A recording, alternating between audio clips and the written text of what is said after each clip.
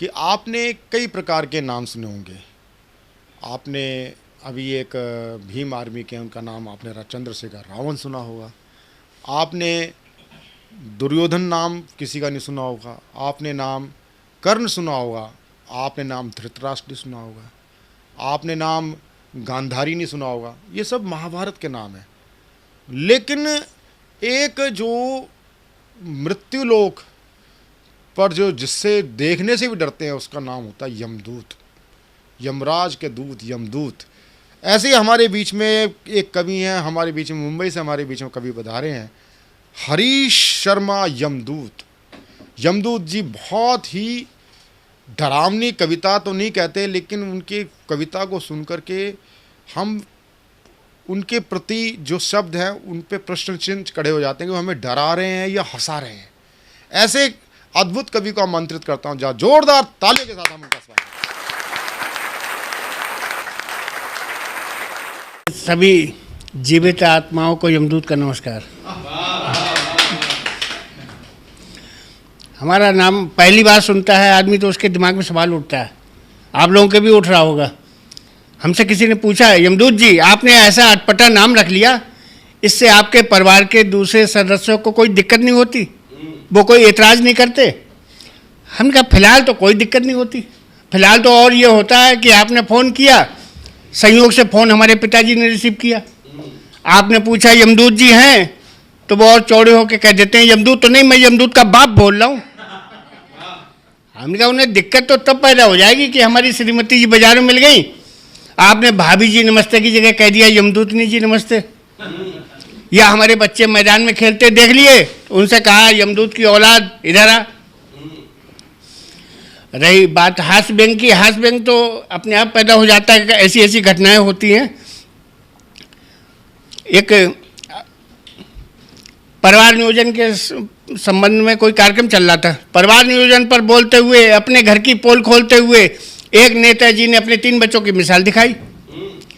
परिवार नियोजन पर बोलते हुए, अपने घर की पोल खोलते हुए एक नेताजी ने अपने 3 बच्चों की मिसाल दिखाई।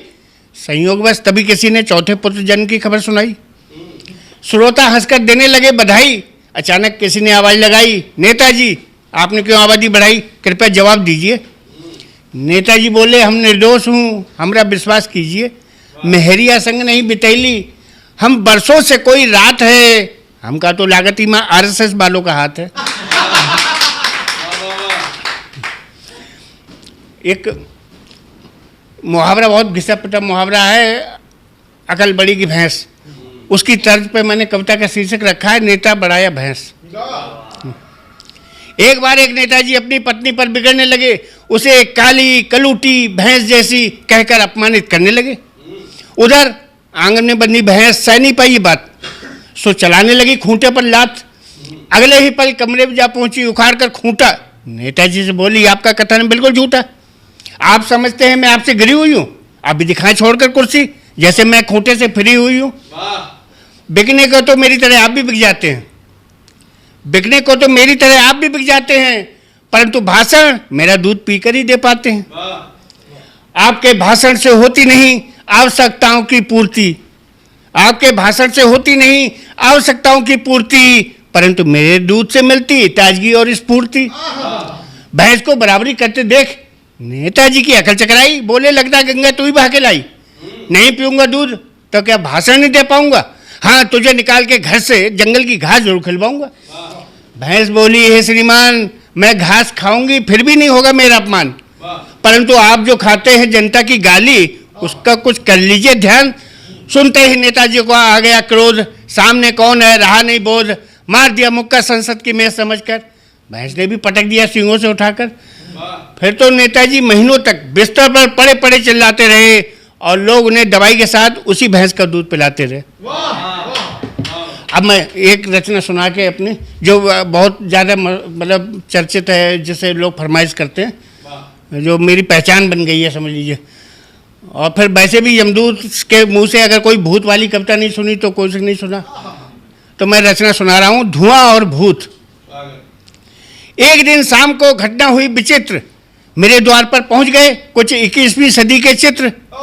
लेडीज जेंट्स पहने सभी जोकर जैसी पैंट, ऊपर बस बस नाम को पड़ा थे जिन पर सेंट। मैंने कहा माय डियर हेलो, वो बोले हमारे साथ चलो।